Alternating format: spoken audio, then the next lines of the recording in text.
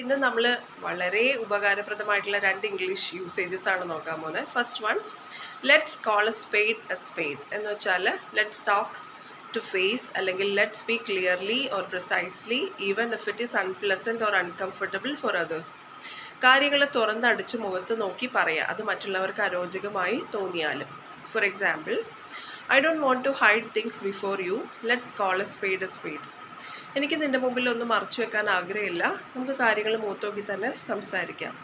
What is there to be afraid of, let's call a spade. എന്താ ഇപ്പം ഇത്ര പേടിക്കാനുള്ളത്, നമുക്ക് കാര്യങ്ങൾ തുറന്ന് മുഖത്ത് നോക്കി തന്നെ സംസാരിക്കാം.